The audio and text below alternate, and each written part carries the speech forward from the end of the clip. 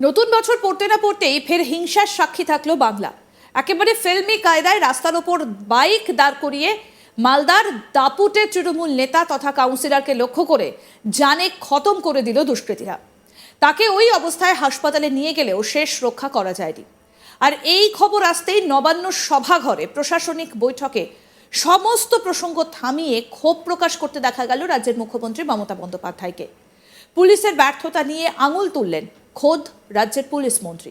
আর হবে নাই বা কেন?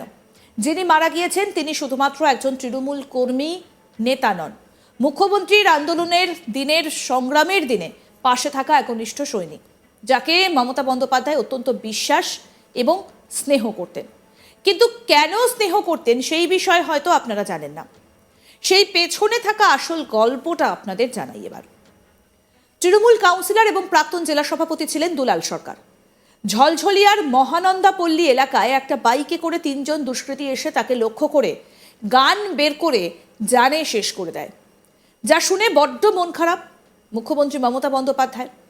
কারণ এই দুলাল সরকার মমতা বন্দ্যোপাধ্যায়ের অত্যন্ত স্নেহের একজন মানুষ ছিলেন। তিনি আজকের লোক নন।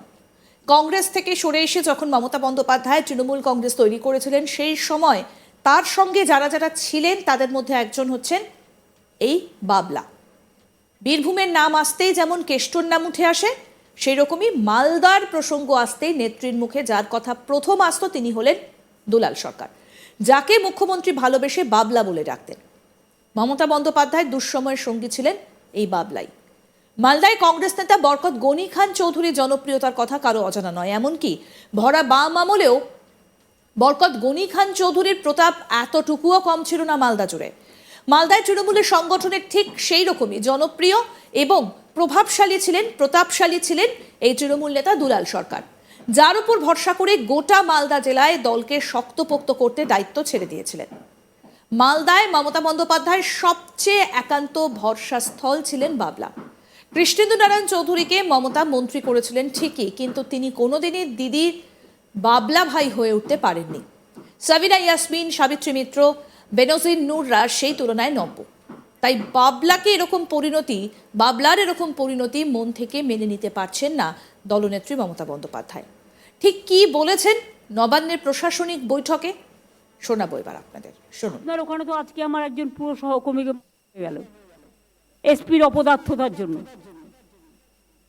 তার সিকিউরিটিও আগে তুলে নেওয়া হয়েছিল।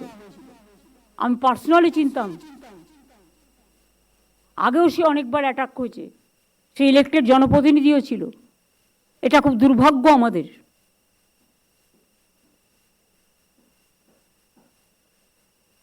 ওখানে বর্ডার আর কালিয়াচক নিয়ে যদি ব্যস্ত থাকেন তাহলে কিন্তু জেলার ডেভেলপমেন্ট হবে না। Please forget that. ওখানে প্রোটেকশন করুন।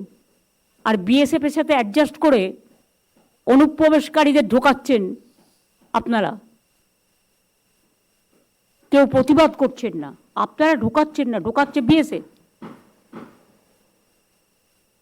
বিএসএফ ইসলামপুর দিয়ে লোক ঢোকাচ্ছে, আমাদের কাছে খবর আছে। সিতাই দিয়ে ঢোকাচ্ছে, চোপড়া দিয়ে ঢোকাচ্ছে, আরো অনেক জায়গা দিয়ে ঢোকাচ্ছে।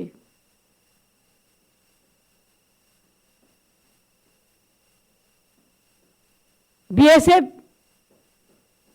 মেয়েদের উপর অত্যাচার করছে, কিন্তু আপনাদের দিক থেকে কোনো প্রতিবাদ কেন হয়নি? ডিজি রাজীব কুমারকে আমি বলবো, কোন কোন জায়গায় লোক ঢুকিয়েছে বিএসএফ। কারণ বর্ডার আমাদের হাতে নয়, বর্ডার হচ্ছে বিএসএফ এর হাতে। যারা বাইরে থেকে আসে, ভিসাও আমাদের হাতে নেই, সেন্ট্রাল গভর্নমেন্টের হাতে। যারা প্লেনে আসে তাদের কোনো লিস্টও আগে আমাদের দিতে এখন দেয় না, ফলে আমরা জানতে পারি না কারা আসছে। তৃণমূলের রাজ্য সহসভাপতি কৃষ্ণেন্দু নারায়ণ চৌধুরী কি বলছেন শুনবো। চৈতালির সঙ্গে মুখ্যমন্ত্রী কথা বলো কিছুক্ষণ পর, তারপর বললো ববি আসছে আর গৌতম দেব আসছে। তারা এসে তারপর বসে আমাদের সঙ্গে বসে একটা সিদ্ধান্ত হবে কি করা যাবে আগামী দিনে।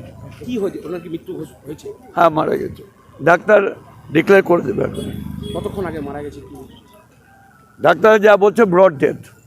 স্পটে মারা গেছে? হ্যাঁ, কটা গুলি লেগেছে? 3টা গুলি বলছে, 2টো মাথা একটা পিঠে। বলছি কারা হামলা চালালো কি মনে করছেন? এখন অনেক রকম সব জায়গায় প্রবলেম আছে, সেই প্রবলেমগুলো অ্যানালিসিস করবে পুলিশ। রাজনৈতিক কারণ থাকতে পারে? আমার তো মনে হয় রাজনৈতিক শত্রু ওর ছিল না, তাহলে ব্যবসা খুব ভালোবাসতো সবাইকে, সবারই সঙ্গে রিলেশন রাখতো, রাজনৈতিক কোনোই ব্যাপার না। শহরের বুকে এই ব্যাপারে দিন দুপুরে গুলি তা আমরা খুব আতঙ্কিত। আমি মুখ্যমন্ত্রীকে বললাম তো যে সিকিউরিটিগুলো রিভিউ করা হয়, এখানে কিন্তু দেখেছি সিকিউরিটি রিভিউ হয় না। আমিও তো 17বার বোমগুলি খেয়েছি, ওই যা সিকিউরিটি আছে ইলেকশনের সময়ও বলেছি, এখনও বলছি। নিরাপত্তা নিয়ে শহর আমি তো নিজের সিকিউরিটি নিজেই তৈরি করেছি, নিজের টিম তৈরি করে আমার সিকিউরিটি মেনটেন করি। শহরের নিরাপত্তা নিয়ে তো প্রশ্ন উঠে যাচ্ছে দাদা, স্বয়ং এটা মুখ্যমন্ত্রী দেখছেন সব কিছু। আপনারাও আতঙ্কিত? এই ঘটনার পর তো আতঙ্কিত হওয়ার ব্যাপারই আছে, এটা একটা প্রফেশনাল চলে যাবে, প্রফেশনাল মার্ডার একদম প্রফেশনাল।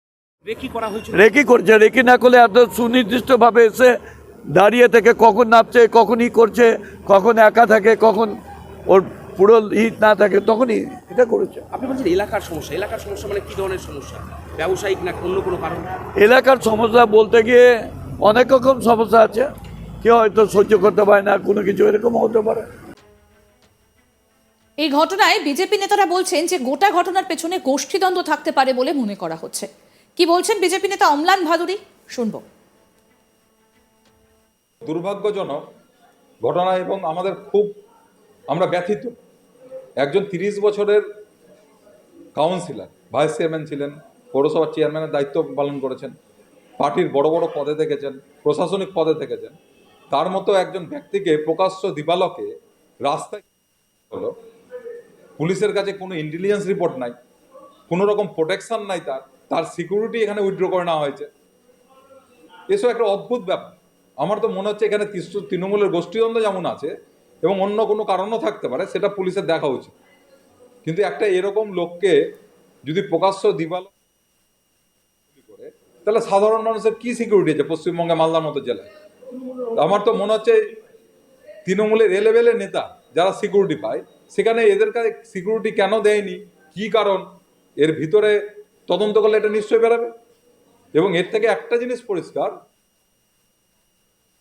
আরো আপডেট পেতে দেখতে থাকুন আজ তাক বাংলা, সাবস্ক্রাইব করুন, নোটিফিকেশন পেতে বেল বাটন অপশন প্রেস করুন। এই ভিডিওতে আপনার মতামত জানান, কমেন্ট করে শেয়ার করুন, লাইক করুন, হোয়াটসঅ্যাপে ফলো করুন আজ তাক বাংলা।